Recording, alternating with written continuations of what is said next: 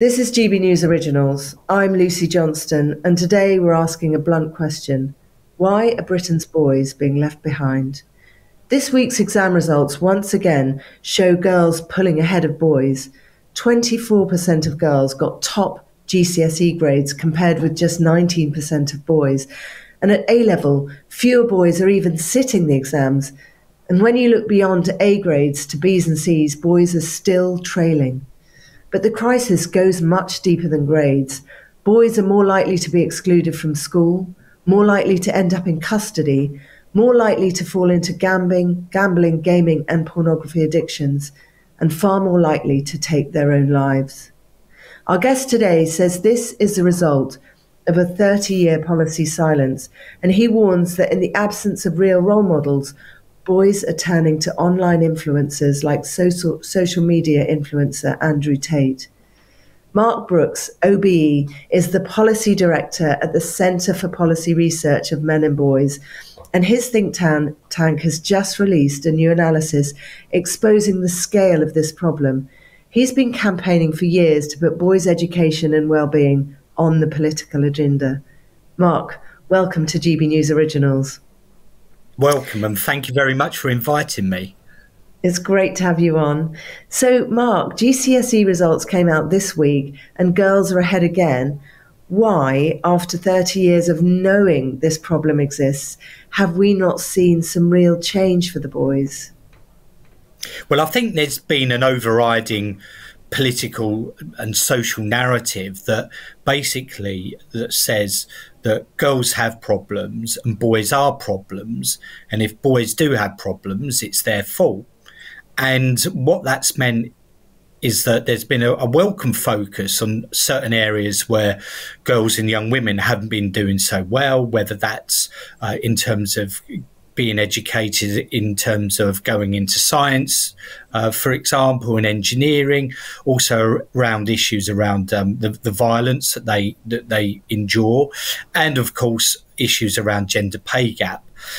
But there hasn't been the equivalent for young men and boys. And what that's meant is that these problems that have been there for a long, long time have not just been not addressed, they haven't even been discussed until really recently. And it's been a real frustration because the figures have been there. When you look at the suicide rates that you mentioned, the numbers of young men coming out of the education system and being unemployed, also the shortfall in boys at the other end going to university. So these issues have been there, but there's been, if you like, a squeamishness, there's been a reluctance, there's been, in some respects, an antipathy for even actually discussing these issues, that somehow that the focus should only be on girls and young women rather than girls and young women and boys and young men.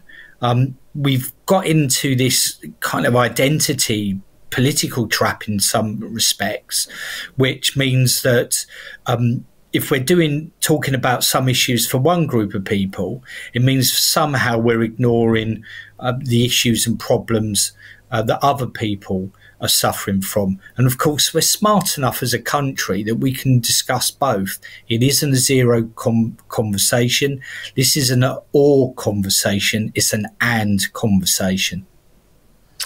I mean, is there any element at which you can just say, well, girls are better at listening and learning and boys do better at other things, and this is the way it is? It seems to be this way across the globe. Why do you think we can do something about it? Well, there's no intrinsic reason, no biological reason why boys should be coming out of school at 16 or 18 behind girls. I mean, certainly when we look at the early years, girls are far more school ready than boys, and it's primarily so that's when they first go to school, and primarily that's around literacy. So in some respects, boys just don't know as many words as girls do. And one of the issues is that that many boys never catch up with girls. So when we're looking at the exam results at 16 or 18, actually it's a result of long-standing issues that many boys have had that have not been addressed within the education system, but also not addressed by their parents and also the wider community. So these issues are a long-standing result of all of this, and it isn't because there's necessarily different styles in learning. It's primarily because there's different issues that some boys and young men face. And we've spoken to some of the policymakers and research I've been involved in. We've spoken to schools and head teachers about this, and some of the things that they were saying, that those schools where there is no gender attainment gap, they spoke about the need for boys to understand what the purpose is of learning, that if they learn, they will be able to get from A to B. They also need to be encouraged and pushed, and it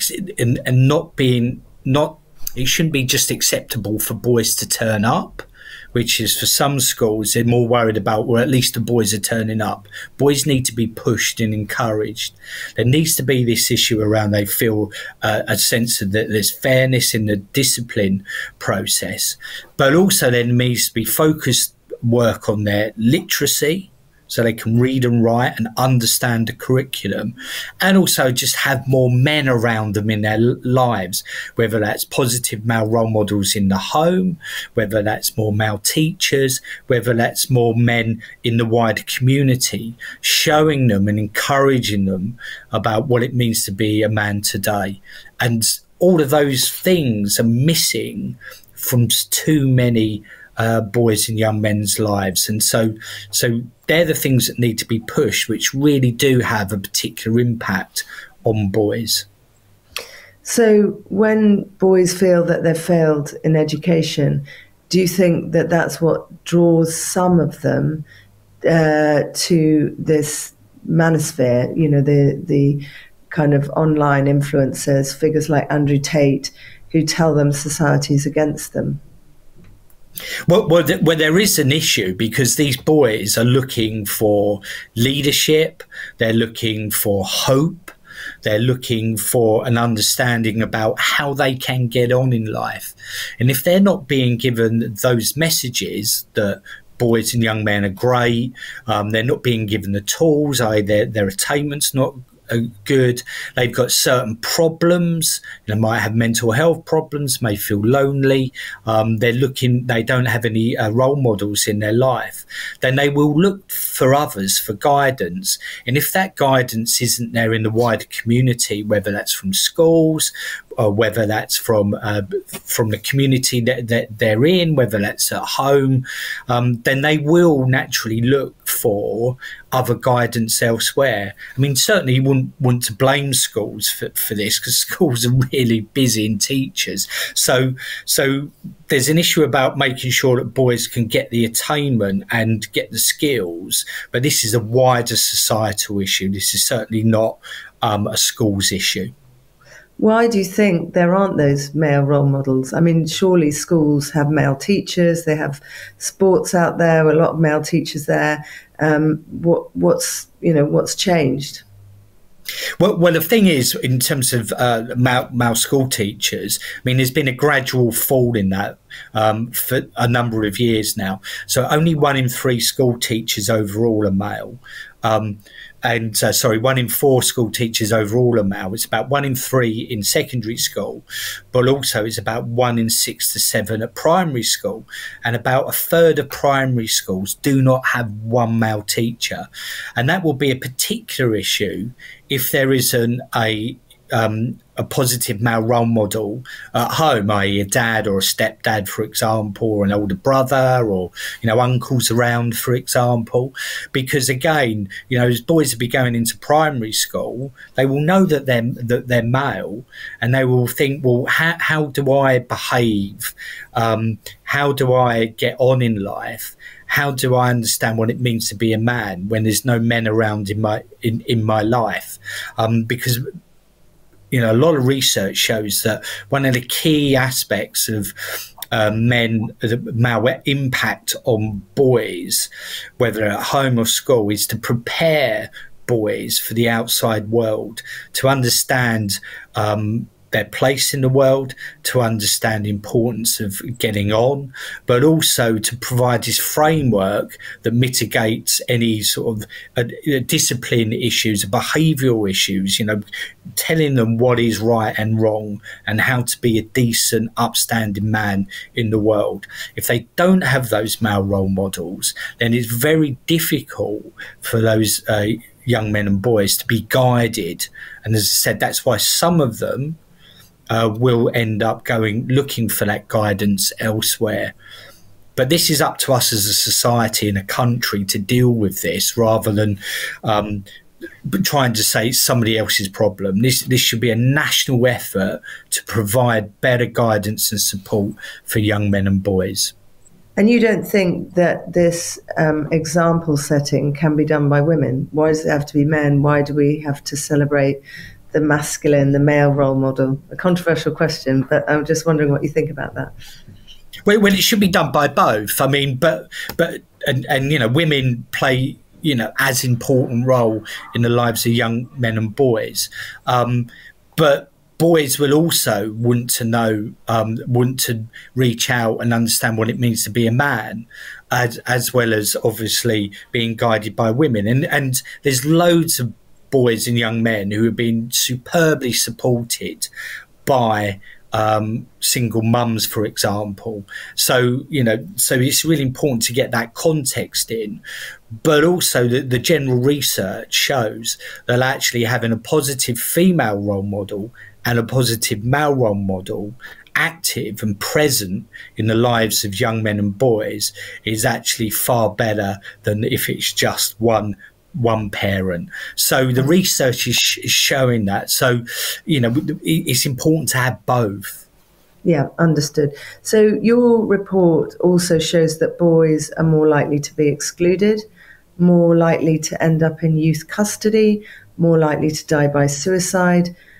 Why isn't this on the front pages of the newspapers every day, or at least hitting the papers? What's going wrong? Well, it should be. It should be. And it is frustrating that these figures and trends have just been going on for so long. And I come back to that political conversation about somehow being squeamish, the fact that there's been this reluctance that I've asked people directly, why won't you talk about these issues? And there just is this reluctance because it's an issue affecting young men and boys. And I come back to that narrative that actually we've developed as a society and in political circles, this narrative that only girls have problems, only young women have problems, and that young boys and boys and young men don't have problems. And it's just not right. And we should be trying to have an inclusive, fair society where we equally recognise all of those problems. Sets up a really unhealthy gender competition, and that's what's happened over the last 30 years. What we are starting to see is we've reached a tipping point where these issues are now starting to be looked at and discussed, and obviously more research is happening. But that can only be the start of the process. We need action. We need looking at the research, looking at what successful school teachers are telling us, and then actually making sure that that's then implemented and the policies are actually evolved and decided, which will actually make a difference. In many words, to sum up, we need more talking and we need more researching, but far, far, far more important is that we need more doing. It was in the 70s, wasn't it, that girls were falling behind boys in education and in sports. And we did have a concerted effort to encourage girls into STEM subjects, scientific subjects, and into sports. And it worked, clearly worked very well. So I suppose you could say it's possible to do the same with boys, although the techniques or the what we do, the policies may be different. But some people would say boys are more likely to be excluded because they misbehave more? And is this not a discipline problem rather than a policy failure? Well, the issue is that it's a policy failure in respect to why are the figures going up? So the exclusion rates are actually they'd fallen for about 15 years since the early part of the century, but it actually started to go up again. So actually we're back to where we started well over a decade ago, and it's a policy failure because it's not really talked about or discussed or researched, and then therefore there's nothing being done to address it. So we need to find out why the exclusion rates are going up for boys and young men, why they've gone back up. They've also gone up for young women and girls as well. So we need to find out why and then do something. And the issue is that it's a problem of discipline, but it's a policy failure because we're not doing anything about it. Well, some people say the problem starts at home and the schools have got enough. They've had enough discipline problems. Why should the government have to step in when families should be keeping these boys on track, or girls indeed? Well, the key thing is it's not the school's fault that they're excluding these boys. I mean, because obviously they're excluding them because they've done something that warrants an exclusion. So it's not necessarily, it's not that when it comes to exclusions, it's not the school's fault that they're having to deal with a problem that's far bigger than the education system. Yeah, certainly would never blame schools for high increase in exclusion rates. But as I said, it's a family issue, it's a community issue, and also it's also a political issue, because it isn't just bad for those boys.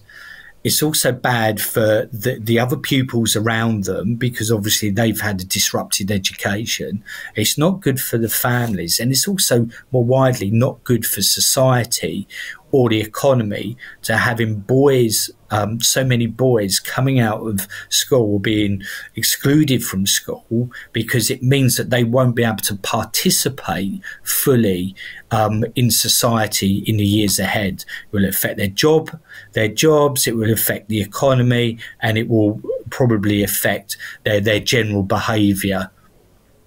I mean, I don't know whether you've got any figures at the top of your head. You might do, but just the number of boys that are not going into further education or higher education, and the number of boys that are being excluded.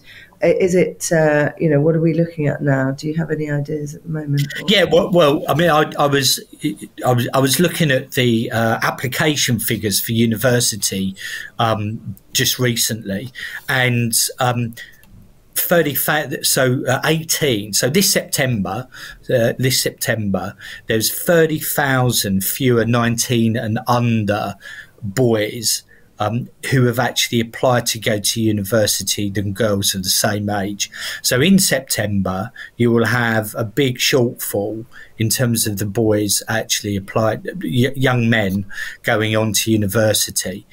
So you've seen this outcome of education, lack of attainment, coming out in all sorts of different ways. So you've got one end, you've got the university, far fewer boys going to university than girls. But then at the other end, you're seeing 60% of the young people who are unemployed are men. So it's nearly 300,000 now, young men who are unemployed. So if you like, the two ends of the spectrum, the high end university and then the other end unemployment, there's far more boys who are being adversely affected. And when you look back, that will be a result of the attainment differences in terms of education. That's a clear outcome at both ends of that spectrum. Yeah.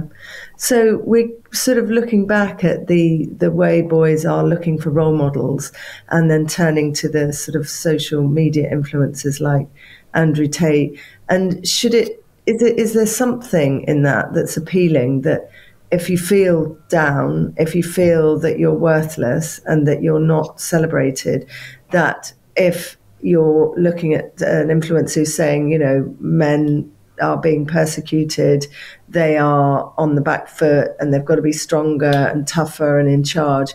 Can you see why that's seductive? And how do you counter an ideology that appeals to them emotionally in that way?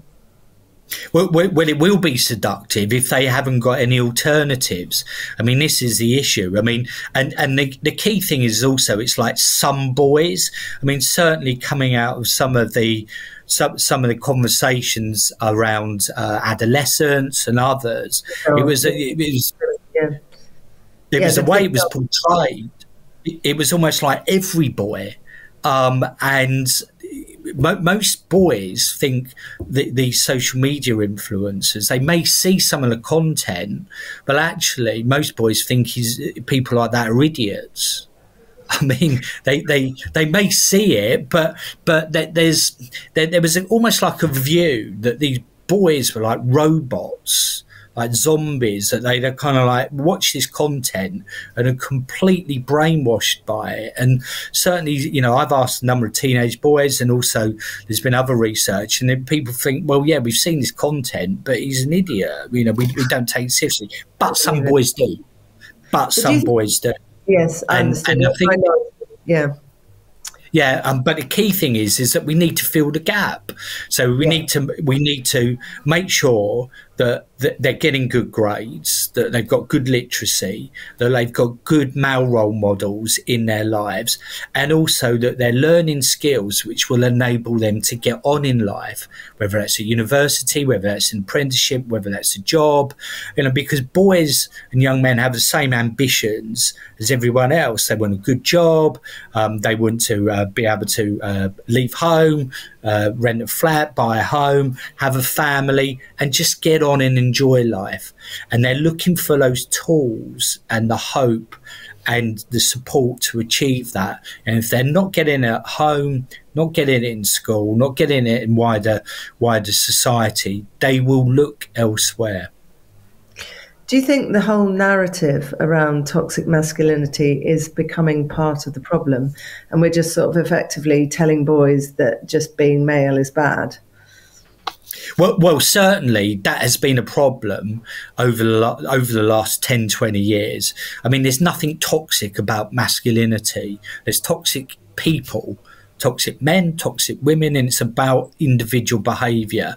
But there has been a real pushback against that phrase toxic masculinity. It was kind of, again, it came up as a lazy way of describing some of these some of the problems that some young men and boys have. So, but what we have seen has been a real backlash against that. And actually, one of the good things about the debates that were happening around young men and boys around the Spring Coming Out documentary, the drama that was portrayed by many as a documentary, was the fact that it was all about, boys are in problem, boys are a problem. But actually, lots of us changed the narrative, that basically the narrative was boys and young men are problems. And we've changed the narrative to be about boys and young men have problems, and what are we going to do to help them sort those problems?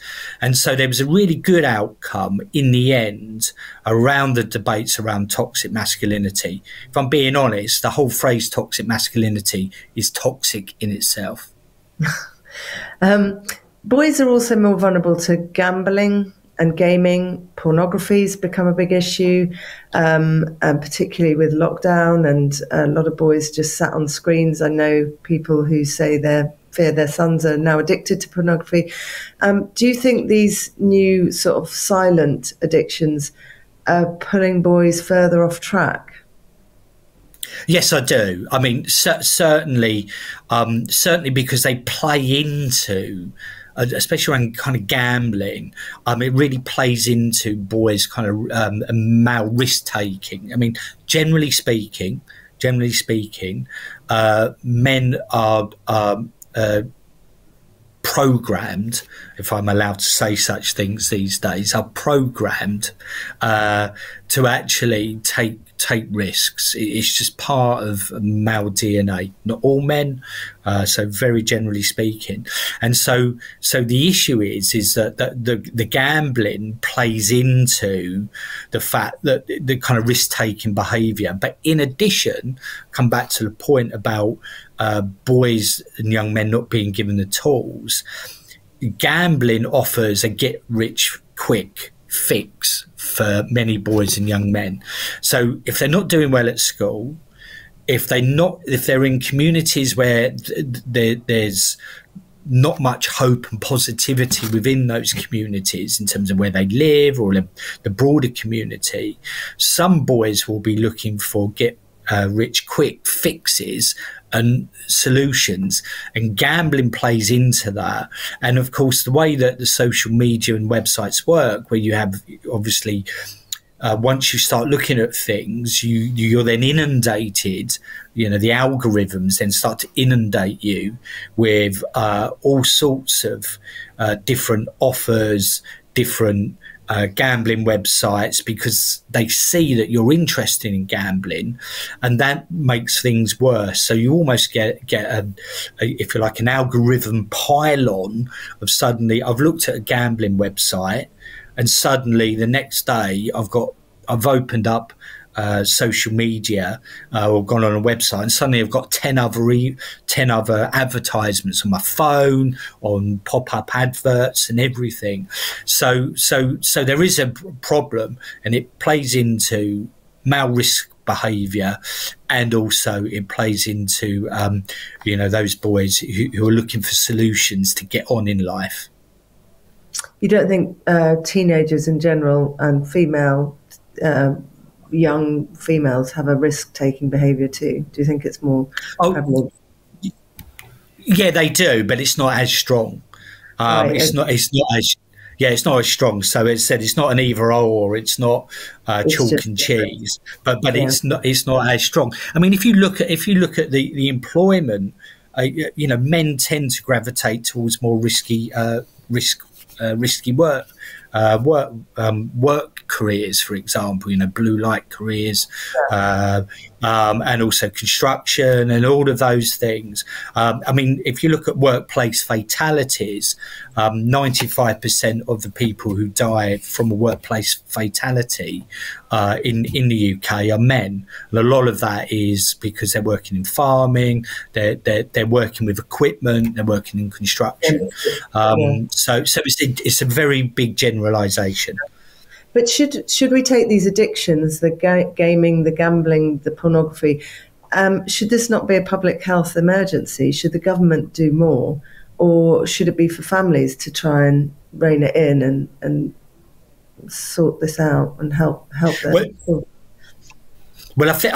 I mean, the gaming is an interesting one, because actually, because gaming is being portrayed as being a real problem, but is it? I mean, is it? I mean, gaming provides. There's a community in gaming, isn't there? But we do have the problem with gambling and pornography, which can be. So, do you think this is an emergency? It screens addiction. Yeah, exactly. So I'd move gaming aside. I understood. Should the government be doing more to tackle this, and what can be done? Well, the government should be doing more, but also it's a wider societal problem. But and a good example what can be done. So Ofcom, who kind of regulate the online world as part of their work, are going to issue some new guidance for tech companies, so social media platforms, for example, on how to better understand and support girls and women to keep them safe from online harms, which is great and exactly what we need. But so far, they're refusing to have equivalent guidance. Ofcom are refusing to have equivalent guidance for boys and young men. And they won't give an answer why. They won't give an answer why. But when you're looking at gambling, pornography, also wider issues such as sextortion, boys and young men, when it comes to general online harms, will be bullied online, often violent threats, for example, all of those sorts of issues. So there's a whole suite of online harms that affect boys and men, and especially boys and younger men. And actually, we need more guidance, and Ofcom would be a good place to start. They've got, as I said, guidance coming for women and girls, brilliant, but nothing for men and boys. That has to change, and they have to actually give a reason why not. Yeah, I think the Internet Watch Foundation has found that boys are more likely, young boys are the most likely to be victims of sextortion. I think that's right. But do you think there's some kind of ideological problem with it, or political cowardice perhaps, that speaking up for boys risks being branded as sexist or anti-women? Do you think we've gone too far in that way? Yeah, I mean, I would say there's been an ideological issue about coming back to this narrative. All girls and all women and girls have problems. All men and boys are problems, and that comes from a kind of ideological position. You hear a lot of discussions about gender norms and patriarchy, etc. Well, actually, this is a practical problem, and we shouldn't be positing men and boys against women and girls. We should be talking about us in the round, understanding particular pressures that are more common in men than they are in women, and vice versa. So it's been politicised, and that has been the problem. It's been politicised, become a political football, and therefore when it becomes a political football, people tend to take sides. So we need to take we need to take the political football and the ideology out of this and look at this as a broader societal problem, because boys and men doing well mean girls and women will do well too. The point is that we need both to flourish. If young men and boys are floundering, then that's no good for women and girls either. It could be argued, or critics could say that women and girls are still facing bigger inequalities. There's still a pay gap in leadership and representation. That you say, well, if boys do well, then girls will do well. Well, in the workplace and in society, women could say, well, we're still having the hardest time. Oh, well, certainly women do continue to have problems and challenges, and you've outlined a big range of those. And this comes back to his point: it's not competition. So women and girls have a range of challenges, and they do need to be fixed, and we can't lose focus on that. But we can also have a focus on the challenges that men and boys face. We are smart enough as a country to be able to deal with both. We can, as the president of our new think tank, Richard Reeves, has said, we can think two thoughts at once, so we can do both. And if we do, and we can look at the problems that women and girls have, but that should not stop us from dealing with the problems that men and boys have as well. Just sort of on our last point, I think we had this week the Education Secretary, Bridget Phillipson, being very vociferous about the problems with working class children. She said it was appalling that they weren't doing so well. And do you think that she's missing the gender dimension, or are you missing the class dimension? Well, it's both. In terms of class dimension, there's a class and ethnicity dimension. So, boys and young men on free school meals, which is the proxy for working class. Certainly, in a lot of these discussions, are doing worse than boys and young men not on free school meals, and also white working class boys, Black British Caribbean boys, for example, are doing worse than British Chinese boys, British Indian boys. So there's a racial issue, there's a class issue, there's also a place issue. So, boys and young men in the north generally are not doing so well as boys and young men in the south. So there's all different kind of, it's almost like a Rubik's Cube. There's all sorts of different dynamics going on here. But the one thing that does shine through, and this is the thing when it comes to the discussion about working class education and class and place and ethnicity, if you took all of that away, boys will still be underperforming compared to girls. So even at the top end in terms of class structure and ethnicity structure, so Indian boys are doing worse than Indian girls, for example. Chinese boys, heritage boys, are still doing worse than Chinese girls. And also at the very top end of the class spectrum, boys who are going to private schools, for example, are still doing worse than girls at private schools. So again, it's about boys are behind girls, whatever way you look at it. Overall, that's really interesting. We have to end it there, but thank you so much, Mark Brooks from the Centre for Policy Research on Men and Boys. And thank you, viewers, for listening. I'm Lucy Johnston. This was GB News Originals. Please like and subscribe below, and you can download the GB News app from the App Store. Thank you very much.